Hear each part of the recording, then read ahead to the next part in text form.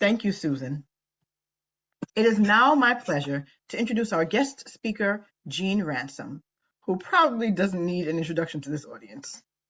Gene M. Ransom III is the current CEO of MedChi, the Maryland State Medical Society. He is a lifelong resident of Queen Anne's County and a former president of the County Commission. Gene graduated cum laude from the University of Maryland with honors in economics and the University of Baltimore School of Law. As a MedChi executive, Gene works to implement MedChi's mission as an advocate for physicians, patients, and the public health of Maryland. MedChi is the largest physician organization in Maryland. It currently represents over 8,200 Maryland physicians. Tonight, we have asked Gene to discuss the physician payment environment in Maryland. Gene will provide context, details, and insights into why it is so complicated, and most importantly, will tell us what MedChi has and will do, what MedChi has done and will do about the payment environment in Maryland, and how we can get involved to make changes in the greatest pain point for physicians, payer payments. As noted before, we asked for advanced questions, and those have been provided to Gene. If you still have questions during the presentation, put those in the chat, and I will facilitate the Q&A at the end of his presentations.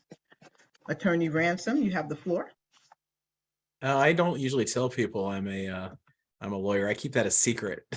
So anyway, because I know how most physicians feel about lawyers. But the good news is that oh, I didn't share the right screen. You don't want to see my my Twitter. Hold on. Stop share. We're gonna get this right. I sure do want to see it. It's not that exciting. It really isn't. I saw something about the Yankees. You know I'm from New York. Oh. All right, where's the daggone? There we go.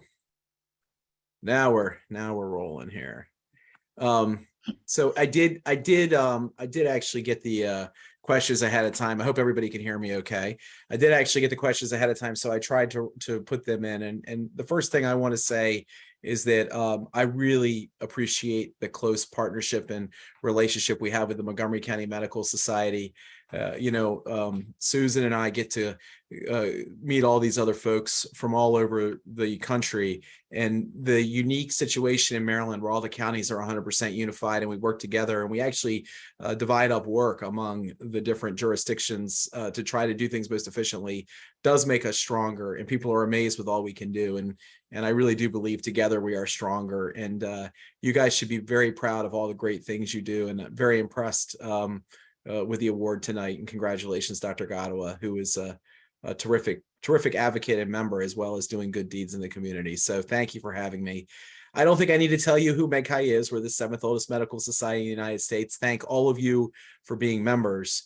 And I'm going to get right into it. And what I did was I did get the questions, the comments ahead of time, and I kind of put them in the actual presentation.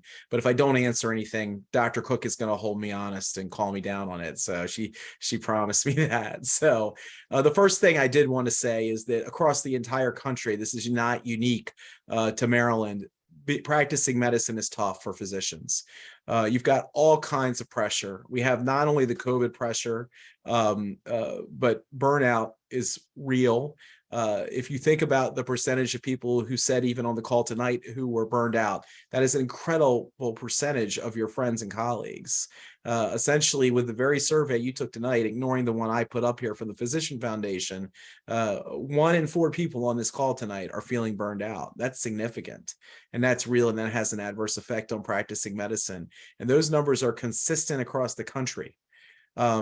COVID will continue to put pressure on us as we go forward, because we're going to be dealing with long COVID, more strands, other issues.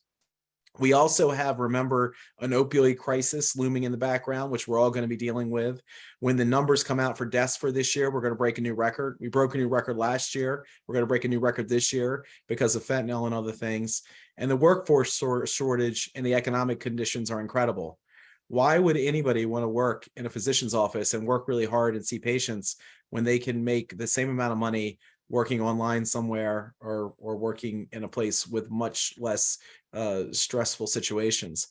I saw two of your sponsors, Favorite Healthcare and Mr. Beal, are both in the placement business, and they've got to be busy because it is hard to find people who want to work in physician offices, let alone the fact that we have an incredible shortage of physicians. So these are all the things that we're just dealing with across the country, not just in Maryland. But let's talk about Maryland. In Maryland, it is really tough. We have low payment, we have a high insurance concentration, and we have an incredible amount of complexity in Maryland because of the total cost of care agreement and a unique rate setting system. So one carrier controls close to 50% of the insurance market in several parts of Maryland. And MedChi is really fighting to try to deal with that. And we've put in several pieces of legislation and we've changed legislation as a result of it. But this is really the biggest problem we have. According to the competition and health insurance market that is done annually by the AMA, we have one of the most highly concentrated markets for health insurance in the United States, and it's only getting worse. Care First has now gone into both the MCO and the Medicare Advantage business, and now we're going to face more competition as we move forward and more pressure because of the monopoly power of the dominant carrier. So when we look at payment in Maryland, the second big economic stress factor, according to both the MedChi salary survey and the Independent Maryland Healthcare Commission, who most recently in 2020 found that we had the third lowest payment in the United States. The only two states behind us are Delaware, who is right behind us, and Alabama, who's at the very bottom. And when we're comparing ourselves to a state like Alabama, it's very troubling, obviously. The cost of living in Alabama is significantly lower than the cost of living in Maryland. Interestingly, the similarities in those states are, again, insurance concentration.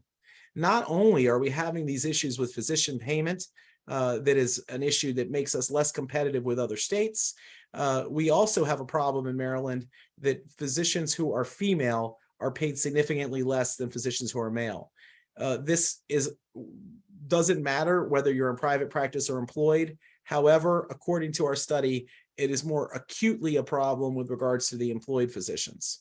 Obviously, this is a societal problem and women are generally not paid appropriately compared to men, but it seems to be more acute in the physician space for whatever reason. So it's another complication or problem that's been identified. I will also note, for those of you who have not seen the MedChi salary survey, we do it every 2 years. There might have been a little gap as a result of COVID, but there are two relatively recent ones. Most recently, it was released this year. This is an incredible member benefit. If you are negotiating a contract, you really should get a copy of it. It's for members only. It's another source you can use to negotiate. The more you know about what you're worth and what's fair, the easier it is for you to negotiate a better payment to yourself for the services you provide. And we're happy to help you with other sources where you can get information as well. But again, for this talk, I'm really looking at the data and the numbers. And the numbers are pretty clear that for payment, we are near the bottom. This problem of the monopoly is really displayed. And one of the questions was about the Hopkins Care First contract dispute. I did an op-ed in Maryland Matters, which we can probably share. Maybe Kathy can stick it in the chat for me or someone else can. Essentially, if Johns Hopkins, which is one of the largest physician groups in the state of Maryland, can't negotiate a fair contract with Care First, how can some poor solo practitioner in Rockville do that? What chance does she have trying to negotiate a deal if Hopkins can't do it with their thousands and thousands of physicians? Many of the payments from Care First are lower than Medicaid.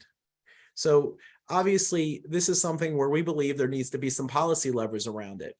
The Care First dispute really shines a light on this insurance concentration problem. And ironically, MedChi and I find myself sympathetic with a large Hopkins entity, which is somewhat troubling when given the bargaining power they have compared to us and some of the other benefits. What is even more frustrating about this dynamic that the payment is low and the health insurance concentration is high is we actually have a system in place for hospital payments that's different in Maryland. And frankly, I've done hour presentations on this alone, so I'm going to give you the very high level overview so we don't waste a lot of time. But it's important you understand this. because the rate setting system for hospital payments actually is helping insurance companies lower cost. So, and should result in higher physician payments, not lower physician payments, if you fully understand the system. Essentially, starting in the early 70s, the state of Maryland requested a special waiver from the federal government to pay hospitals in regulated space differently. The 48 hospitals in Maryland are all in the system. The only hospital that is not is Shepherd Pratt for various reasons, but everybody else is in the system. And a hospital has regulated space and unregulated space. The unregulated space is treated just like private contract space. Those are like AmSurg centers or other facilities that are outside the hospital mapped area. The facility fee space gets paid through a rate setting system. From the 1980s to 2010, the HSCRC, which sets rates in Maryland and has authority given to them from the federal government, would actually vote to decide what the charges were for everything that would happen. And that process worked for years and years. Actually, in the 70s and 80s, these rate setting system for hospital payments were quite popular and multiple states had it. The problem was no state could manage it appropriately and keep it in place. So most of them ended. In fact, all of them ended, and we were the only one who lasted because, ironically, the state of Maryland actually managed it well and made sure they hit the quality and cost measures, and they were able to do it. Now, this rate setting system meant that insurers, because it's all payer, all insurers, not just the federal government on the hospital side, doesn't have to negotiate rates. Also, the federal government through CMS sends extra money into the state of Maryland for the hospital rate setting system, thus subsidizing insurance payers on the commercial side. So when you understand that, that means obviously that the insurers don't have to negotiate with the hospitals. They're guaranteed good low rates as a result of the waiver. And the only thing they really have to focus on is drug cost and hospital cost. Now, insurers obviously can't do much about drug costs because of the way patents work in the monopoly. So the only thing they have to focus on are the physicians. But one could argue because they're saving money on the hospital side, that means they should have more money to spend with regards to physicians. And about in the late 2015 or so period, the HSCRC began to switch to global budgets for the hospital. So that added a big change to the hospital's mindsets and really changed the economic makeup in Maryland. Essentially, the hospitals went from a situation where they got guaranteed rates set by a rate setting system, which economically incentivized them to drive volume into the hospital, to a situation where they got a global budget for a fixed amount for their facility fees. So that changed the economic model for hospitals, where they wanted to make sure they had enough market share to justify their global budget, but all of a sudden the volume needed to go out. So that created several incentives for the hospitals to go out and buy more physician practices, which frankly was happening for other reasons prior to that, but it really gave them additional incentive to do that. And it really changed how they were set up and created additional complexity for all of the private physicians. Now, remember, physicians are not included in the rate setting system at all. So their payments are all fee for service. So essentially, we have a situation where the insurers get the benefit of this rate setting system, which keeps hospital payments low, and profit margins on hospitals in Maryland, surprisingly, in most cases, if you take it over a 10-year period, are lower than they are in other states. Now, in other states, there are greater swings. So when hospitals lose a lot of money, they lose a lot more. And in Maryland, they don't lose as much. There's more stability, but generally that's the case. The insurers then can really focus on negotiating physician rates. And what we've seen is physicians have aggregated together into hedge fund groups, larger corporate groups, or as part of hospitals to try to negotiate better rates with the payers. So that's kind of the overview of the landscape of where we are. We have a highly concentrated insurance market, one of the most concentrated. We have low payment, which I would argue, my belief, my theory is it's because of that highly concentrated insurance market. And then we have this hospital system, which is very unique and very different. That creates some opportunities and some threats for us. And we'll talk about them as I run through what we're doing from an advocacy point of view to deal with the economic climate. So let me talk about what we've done, at least recently. And let me say, if we were not advocating, I can only imagine how bad things would be in the state of Maryland. So first of all and foremost, we increased Medicaid fees substantially. We've been increasing them since 8 years ago when Governor Hogan got into office, and it's been creeping up. And I'll talk a little more about what happened with that and what you need to look for. Secondly, we're fighting for stronger network adequacy regulations. We are trying to get these regulations in place before the Hogan administration leaves. MedChi just did a group letter with several key specialty societies asking for them to get them done. We are trying to get them done, like I said, by the end of the year, so we don't have to start over with a new administration. They have been published. We're moving forward. We've been advocating on them. We're working very closely with the AMA on federal changes, because one of the dynamics in the marketplace for healthcare is between 40 and 60% of the patients you see are actually ERISA patients or federally regulated patients. So we can't act alone. You know, half of the stuff is regulated by the state, half by the federal government. That's why we need to work together. We've been working very hard on value-based care, and there's really two parts of that. One is legislation around value-based care, and the second is developing advanced payment models. Now, I think that is really important because that's where we're headed. And if we can get the ground rules to be more favorable to physicians, then maybe we have a chance of winning more in the future. Let me go through some of these a little bit with you so you understand them a little better and understand why they're important. First and foremost, we won on Medicaid hugely this year, major win. So if you don't remember anything I said, if you are taking Medicaid, all E&M codes are now paid at Medicare rates in Maryland as of July 1. So if you're employed by somebody, ask your biller, make sure the MCOs are all paying. We are keeping track. We believe one MCO is not paying appropriately. We are working to figure out if that is getting corrected and paid back, or if we're gonna have to file complaints. We've actually heard positive news from a couple of the MCOs where they're clearly paying the higher rates. This is a significant pay increase. This was an important part of our advocacy effort over the last, we were shooting to get to 100% of Medicare for E&M codes and for all specialties, not just primary care. It's for all specialties for E&M codes. So obviously some of you who do more procedure codes or more diagnostic codes, you're not benefited as much. But the goal was if we could get this up, then it would hopefully put pressure on everybody to raise their payment rates. Ironically, we now have a situation where many of you are probably getting paid better for your Medicaid patients than you are for your private insurance patients. So that's an interesting policy situation. So again, check and make sure that as of July 1 of this year, you should be getting 100% of Medicare for your Medicaid E&M codes. So please do that. And that was a major win. We're gonna have to fight to keep that and fight to keep pushing it up, but this is significantly higher than most of our surrounding states. The other thing that we did this year was we passed landmark value-based care legislation.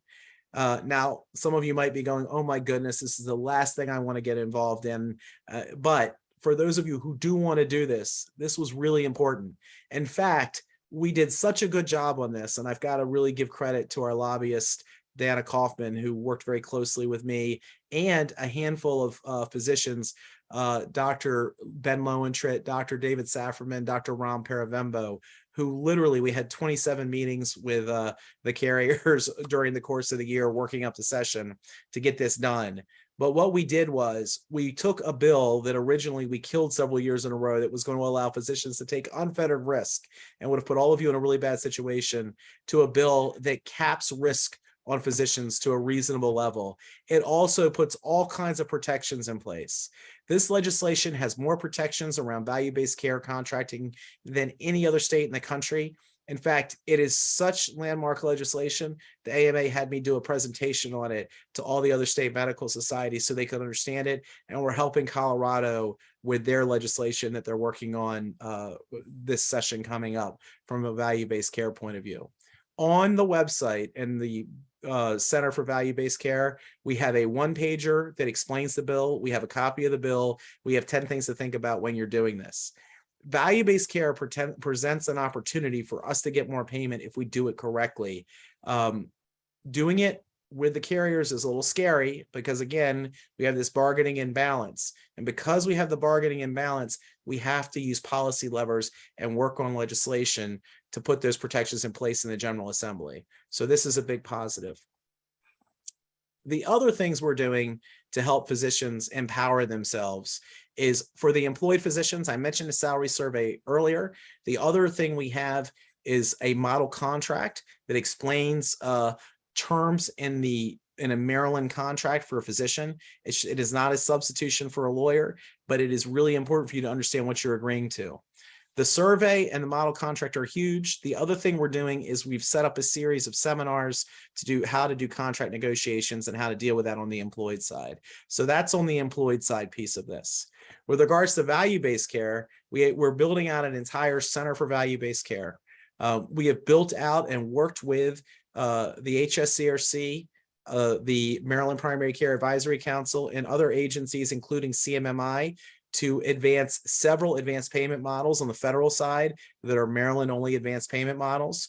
Last year, or beginning of this year, we launched Equip episodes for cardiology, GI, and ortho. Next year, we'll be launching allergy, dermatology, ophthalmology, and urology in Equip.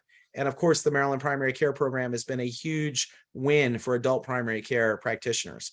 We have a lot more work to do, but we are the only state medical society in the country who is working with CMI to develop these. The primary care doctors who are in the primary care program have done very well with it. It's allowed them to provide a higher level of care to their patients. And doctors like Dr. Carol O'Connor, who's on the call tonight, is involved in it. And it lets her get paid for the important work she needs to do for her patients. Equip is brand new. It's something we've developed to try to help specialists. We still have lots of holes in this value-based care space, but we're doing high-level work here because it is the belief of our leadership that the future is going to be value-based care. And if the physician's in the center of it, and we put protections in the statute and the policies, we can win, or at least have a chance at winning. Where right now in the system we're in today, we don't. It's rigged against us. So that's what we're doing there.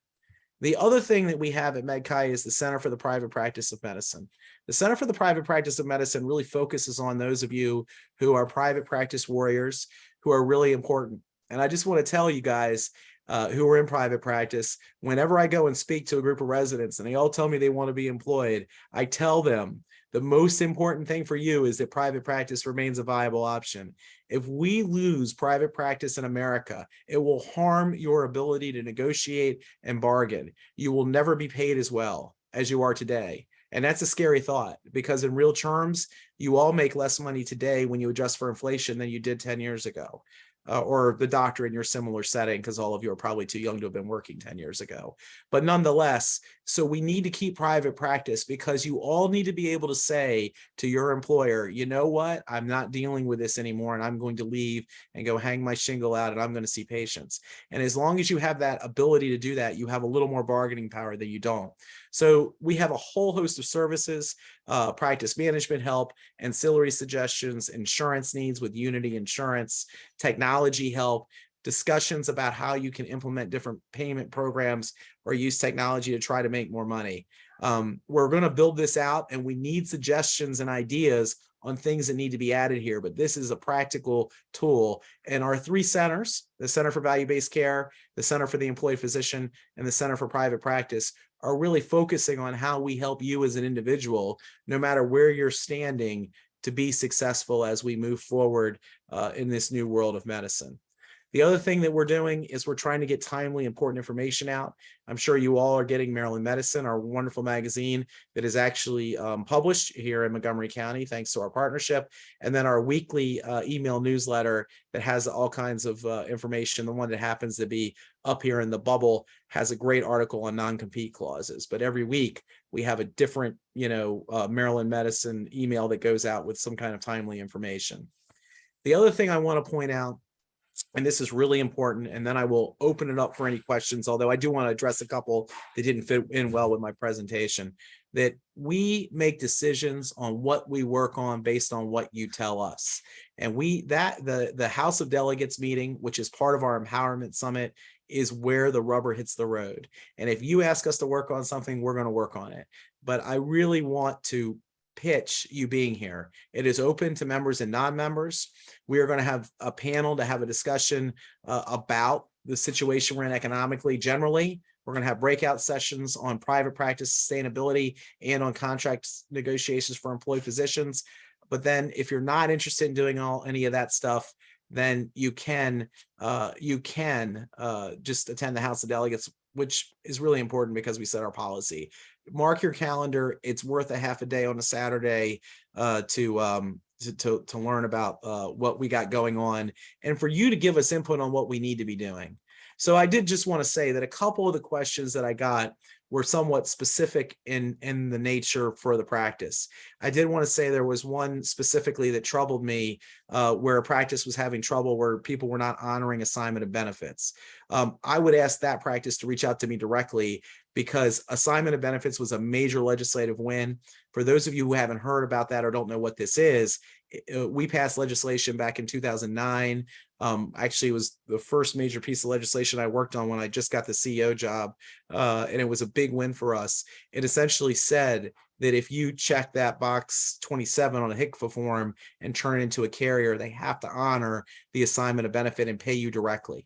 And there's a specific rule for hospital-based doctors where there's a fee schedule, and then there's a specific rule for office-based doctors. As long as they use the Attorney General's form, they can get paid, and it's not a problem.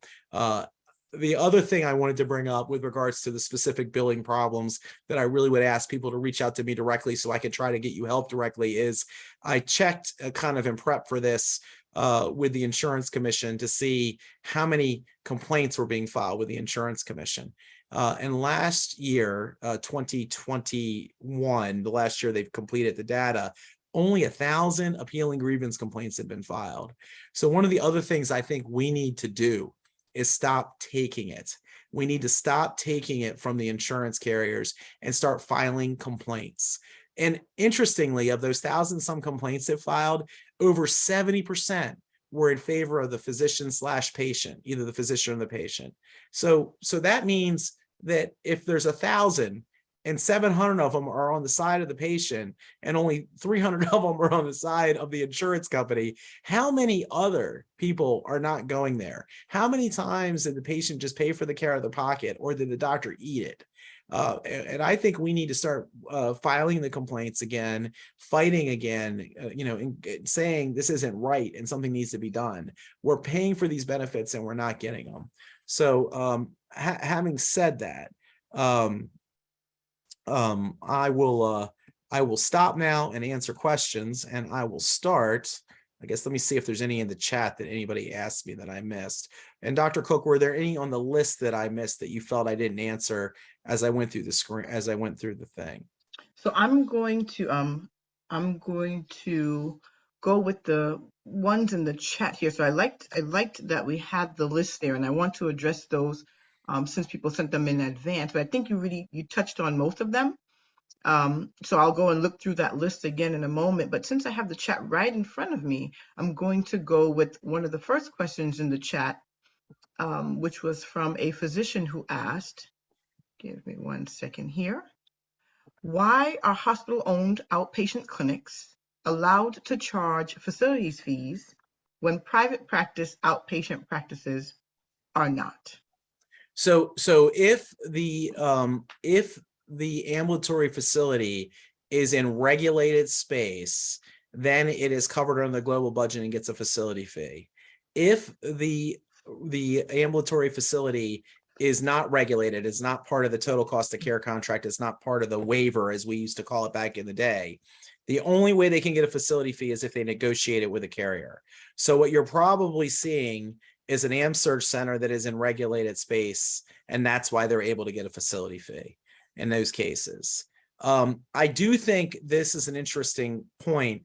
One of the things we're starting to hear, and we're helping some practices with, in fact, I helped a practice with this in Prince George's County, is some of the carriers are not credentialing new ambulatory facilities.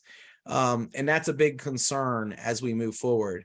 I'd also note that we've had the MCOs, some of the MCOs dropping people. In fact, one of the resolutions we're going to be considering on the 5th is from Calvert County, and it talks about the idea of any willing practitioner and they should get credit for switching the bad word to the good word too. They did say practitioner in the resolution, but any willing practitioner for MCOs, because a lot of you got dropped by them. So I think that would probably be the scenario where the AM surge is part of the waiver, and that's why they're able to charge the facility fee.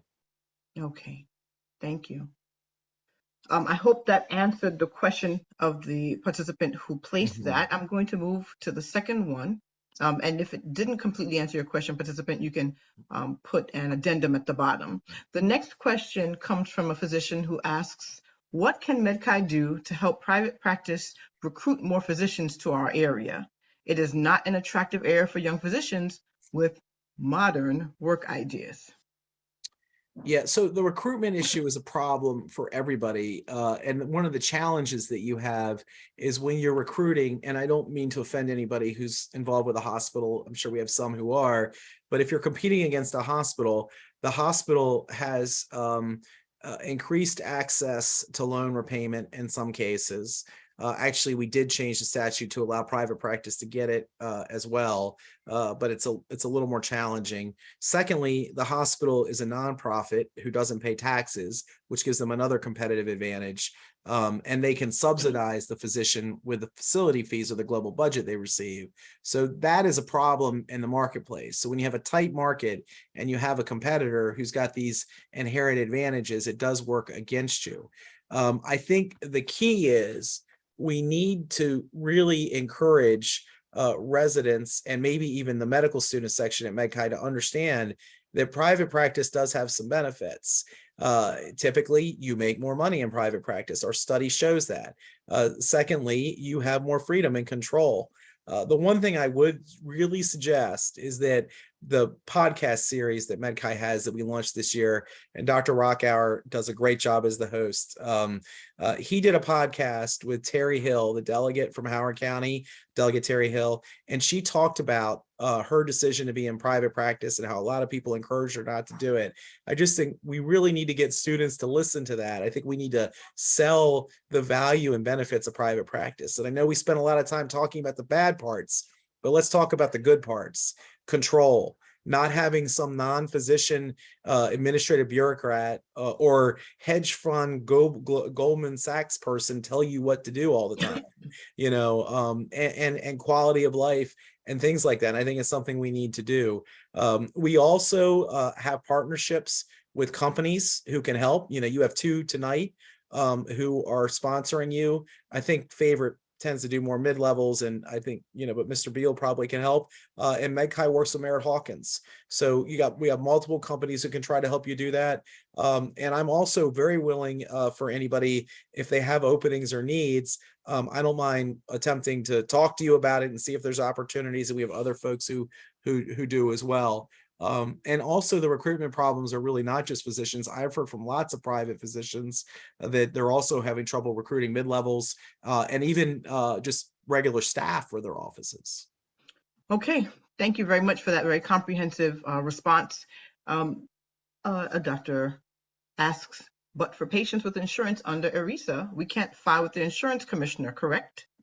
So with regards to ERISA claims, that is correct. That is the answer. But here's what you should do from a practical point of view. Jean, can you make sure that everyone in the meeting knows what ERISA is? I will. So ERISA is the Federal Employment Retirement Income Security Act. And essentially, if a plan is a self-insured plan, now that plan might still be administered, and oftentimes it's administered by CareFirst or another third-party entity. So it looks just like the other pairs, but because it's a federal self-insured plan in the large group market, it is regulated by federal law, not state law. Federal law preempts it, ERISA preempts it.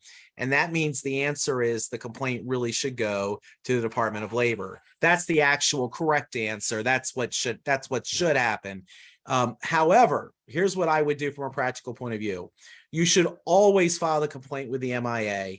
And if it's ERISA, you can file it in both places. The reason you should file it with the MIA and with the Attorney General's office, which the appealing grievances jointly is, they will attempt to mediate it. And that gets regulators calling and gets record of it. Now, the result will be it was sent over to the Department of Labor, but there's a chance that with the mediation, they might work it out. The ERISA issue is a major problem for us because we do good works at Annapolis or with the administration, and then we don't get the benefit of it.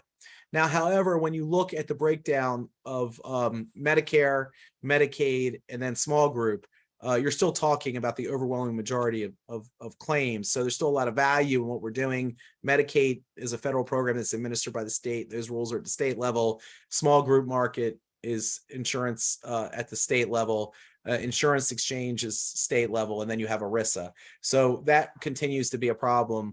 We did pass legislation several years ago that requires it on the cards. They put it on there so you know what you're dealing with.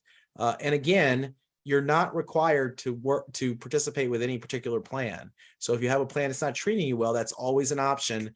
I'm not making any type of comment one way or the other about any particular carrier. I'm just saying generally that's an option that you always have. All right. Okay. All right. So thank you again for that answer. A physician asks, how do we file a complaint against an insurance company? So there's a very simple online portal for appealing grievance, and I will try to find it and put it in the chat. Catherine can put it in the chat. Okay. Yeah. I so just did. Oh, okay, thanks, good. Susan. There we go, Susan. Yeah. Thank you so much. Doc, I hope you see that below. You can copy and paste or just click the link. Another physician asks, oh, and this is one of our guest physicians. He's actually the president of the Charles County Medical Society, and we welcome him to our meeting. He indicates, since there's no end in sight to the for-profit price gouging rapacious health insurance companies, we agree, shouldn't we as physicians be leading the charge for single-payer health care? Otherwise, we continue to see the decay of our healthcare system. Well, Dr. Cook, and Dr. Cook, thank you for your leadership down in Charles County. You do a great job down there running that society, and really appreciate it, and all your community activity down there. Obviously, that's a little bit of a politically charged question, but let me say this: I'm afraid that we're going to have a single payer in healthcare called Care First. If you look at the market share they have, the fact they are moving into Medicare Advantage, the fact they're in the Medicaid department. So we've got to remember, we've got to be smart about what we do and think about where we are and how do we make things better. If you as a society all come to the House of Delegates and vote to go with single payer, or maybe Medicare for all as an intermediate step between single payer and Medicare for all, then we will advocate for that. We haven't gotten there yet as a society, medical society, but I think your point is well taken with regards to the problems. And we just got to be careful that what we don't ask for isn't worse than what we got, which is a possibility. Okay.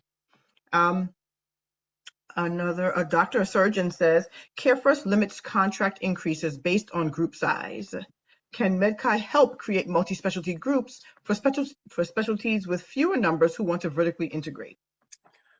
Yes. Well, let me say it this way. So we cannot collectively bargain for you. We can't do that. There are antitrust rules that prohibit that, and we would never do that. We are allowed to work on policy levers and things. If there are groups of you who would like to create independent physician organizations to negotiate, we would love to help you. We are actually trying to figure out if that makes sense in certain areas of the state. If any of you are interested in creating those groups, that's the type of stuff that we can certainly do through our private practice of medicine. Frankly, some of the work we did several years ago when we had the federal ACO grants really built some networks, which actually worked pretty well for some of those practices. One of the other benefits of getting a group together like that is it's probably easier to take advantage of some of these value-based payment programs. The Maryland Primary Care Program through itself created CTOs, or care transition organizations, which allowed doctors to work together to take advantage of those, and then those primary care docs could make significantly more money. The EQIP program allows you to be in an EQIP entity, which is a little different. You don't get the same level of services, but allows you to aggregate together to get more lives so you can participate in those programs and take advantage of it. So that is something where if there's a group of you who are interested in that, we can either maybe facilitate you working with or meeting with someone that culturally matches what you're interested in doing, or we can figure out if there's a way to make it happen I think that's something where it could make a lot of sense for those who want to stay in private practice. And look, we have some great physician leaders in Maryland who have made groups that have done that. I mean, you look at the docs in COA, the orthopedic group has done a good job with that. Privia's done well with it. Now they've got some hedge fund money now. Originally they did not. So that's changed a little bit. But still, these are groups that have been successful in it. We're happy to help work with them. Thank you, Gene. I'm going to move to Dr. Payush Patel, who's had his hand up for quite some time. Dr. Patel, if you want to ask your question out loud, and you can put your hand down, please unmute yourself.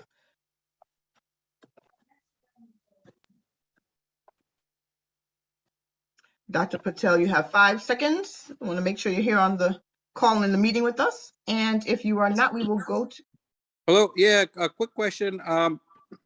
For the MCOs with the Medicare pay parity, who do we go to if we have 2 MCOs that have not done that yet, and we send repeated letters and emails, and even if you Governor could, Hogan. Dr. Patel, that's really important. If you could do me a favor and reach out to me, I'm going to put my cell in my email. I am personally monitoring that. I've been in communication with the number 2 person. I'm working with the number 2 person at Medicaid on purpose because all the Hogan people are going to be fired. The higher level Hogan people are all going to be fired on January 18th. So I really would like that data. I'm dealing with another practice. Does one of the MCOs start with you and rhyme with you, United, maybe? Yeah, that is one of them. Yeah, that's Gene, no, I just said their name by accident. I'm sorry. Oops. So Dr. Patel, he's going to send you the information to contact him directly in the chat. But and Gene, let me also say that if anyone else is having that issue, explain the issue again. So the issue is that MedChi passed legislation in the budget with the help of Governor Hogan and with several key legislators in the General Assembly to increase Medicaid rates to 100% of Medicare for E&M codes. We believe that there are 3 MCOs, one of whom we think is now making it right and fixing it, 2 of whom we're not clear on, who are not paying the extra. It was about a 6% increase, 6 to 8% increase, depending on the E&M code. Anyway, but again, and that's a significant increase as of July 1.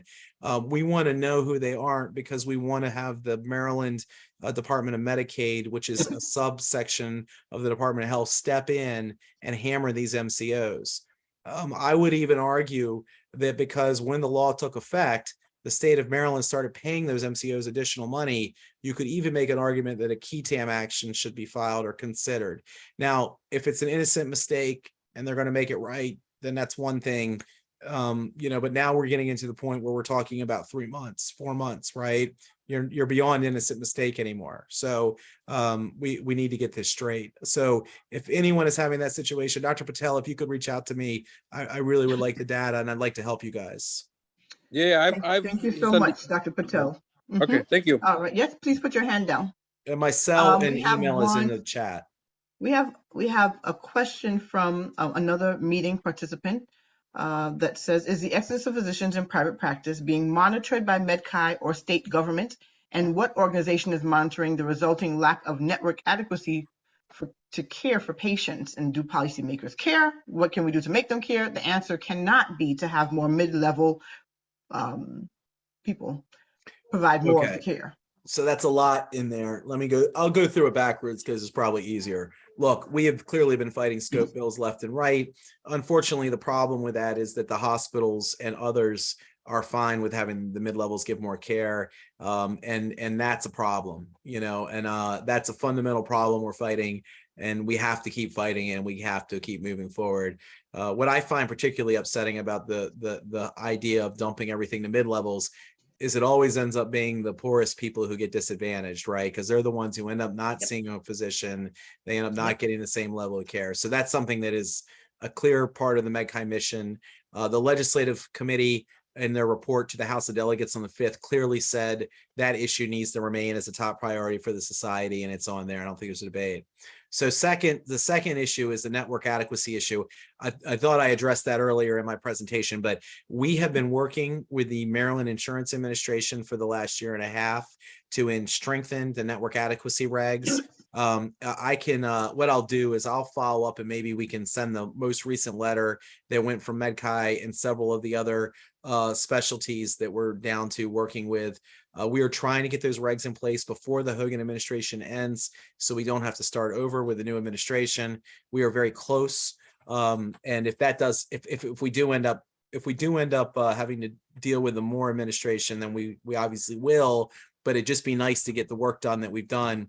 Once we get the stronger regs in place with the stronger rules on network adequacy, then we're going to have to start holding them accountable.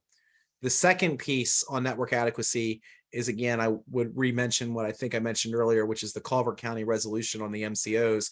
That makes a lot of sense to me. What I don't understand about the MCOs dropping physicians from their networks is in other states, legislation has been proposed that requires doctors to take Medicaid patients. In Maryland, we're like in a bizarro backwards world where MCOs are dropping doctors who want to take Medicaid. Explain that to me. It makes no sense whatsoever. So I think their any willing practitioner legislation might be a nice piece. And then that was a big question. Let me see.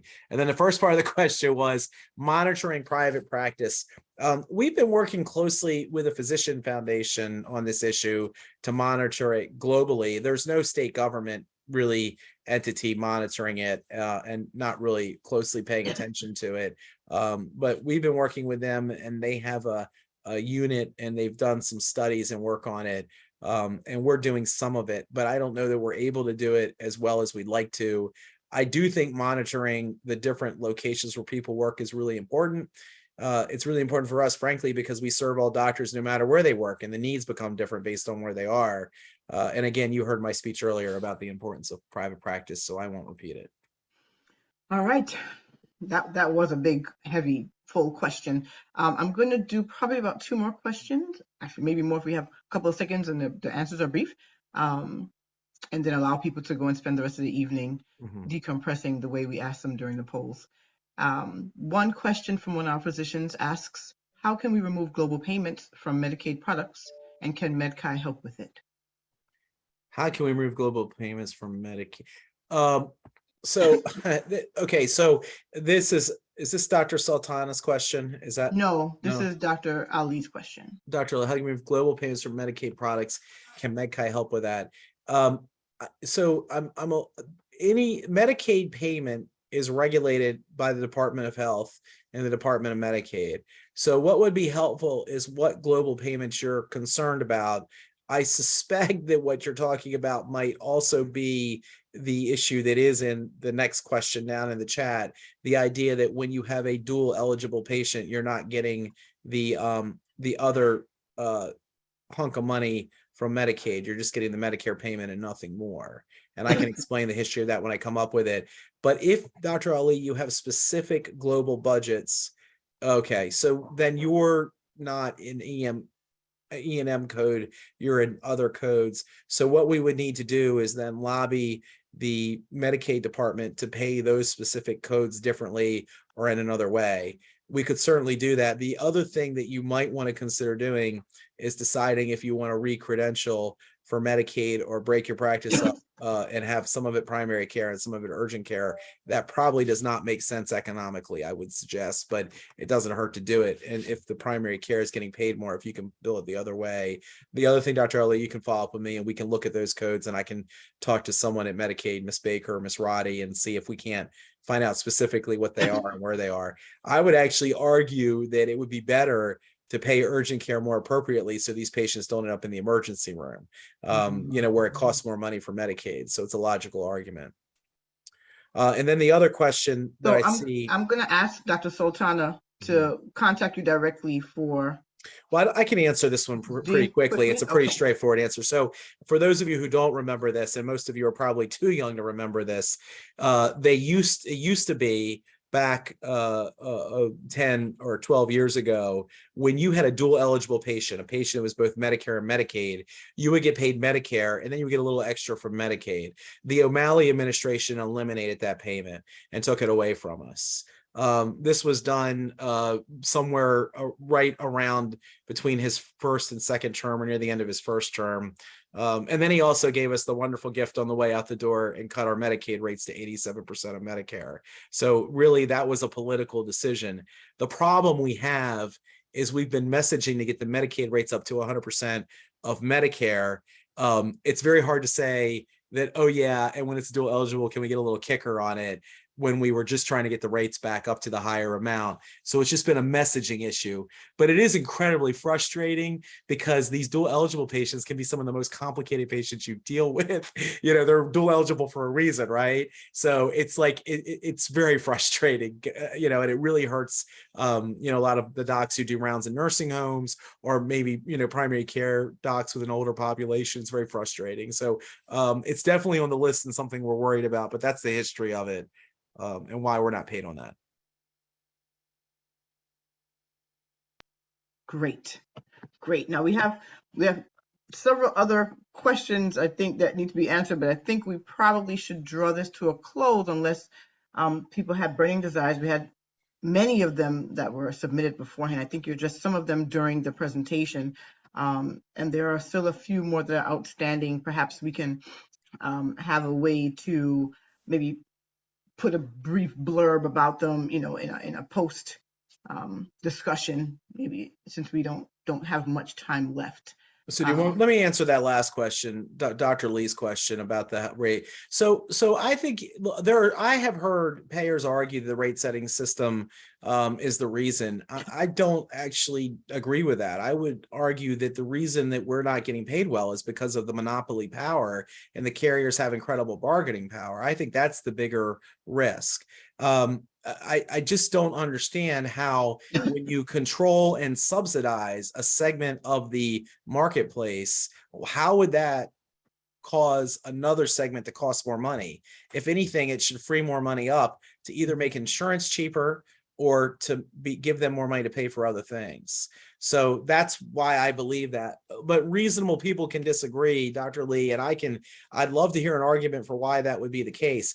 I do think the rate setting system is the reason you're having problems hiring people in the private sector, because of the way it subsidizes hospitals, combined with the fact that everybody's a nonprofit on the hospital side. So I do think it's a problem from that point of view, or from a payment point of view. It doesn't make sense how it would affect it. I don't understand how the economics would work out. But again, it's very complicated. The other thing I wanted to say is that we are an advocacy organization, and we're working on these things from an advocacy point of view. Obviously, physicians don't have an antitrust exemption, so we got to be very careful. And the great thing was, you guys did a wonderful job tonight, not violating the rules. You asked technical questions about billing, and you asked questions about our advocacy agenda, which is totally cool. If you're not sure about what that means, reach out and talk to me, and we'll make sure that we do it correctly as we move forward. And thanks for having me. This was fun. Excellent. All right, so yes, hopefully more to come, more answers. Jean, that was absolutely amazing. You sat in the hot seat, you answered good questions from all the physicians who are here, and for some who probably aren't here but sent their questions in advance. And I appreciate you putting that presentation together and really spelling things out for us. I'm sure the more we know, the more we realize we don't know. We want to know more, so there may be a part 2 to this. I personally learned quite a lot. So as you've heard, MCMS and MedChi are advocating for you and your professional freedom to practice the way you want. If you're members, thank you. If you're not a member yet, please join so we can have a stronger voice. There's power in numbers. The QR code they're scrolling through, it's going to be on the screen. If you have any questions, please reach out to Marissa Valeri, who is our physician outreach specialist. And when you join MCMS, you're also joining MedChi, the Maryland State Medical Society. 2 memberships in one. I mean, who doesn't like, more for less? I do. Okay. To continue this work and to ensure that MCMS is here in the future, we encourage you to renew your membership in MCMS or join our organization. Please go to medchi.org to join or renew. And before we adjourn, I'd like to recognize our Physician Connect partners who are going to be on the screen.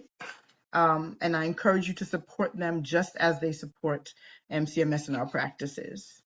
Thank you also to our medical society staff for their efforts to produce tonight's event with all of its moving parts and for all of their extraordinary efforts.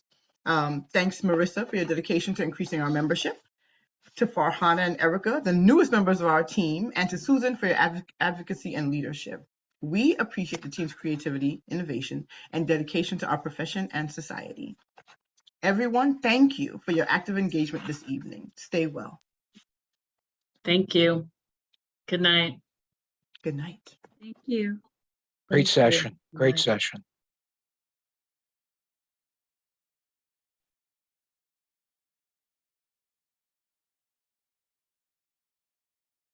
Susan, if there's some way you can send me that assignment of benefits person, that would be helpful because they need my help. I think that was Payush Patel, right? No, he's the MCO. Oh, We had, and this was a pre-question. I just want to make sure I help them out. That's all. It wasn't a pre, and I don't know who. I didn't see who there were no names attached to the pre-question. Yeah, they Yeah. were. So maybe she has it. If I just want to make sure I help them, because they should be getting paid. That's not right. What they described to me is not right. So anyway, tell that's you, a violation. The madness, Gene. It's Yeah. crazy. Yeah. It's like the Wild Wild West out here. Yeah.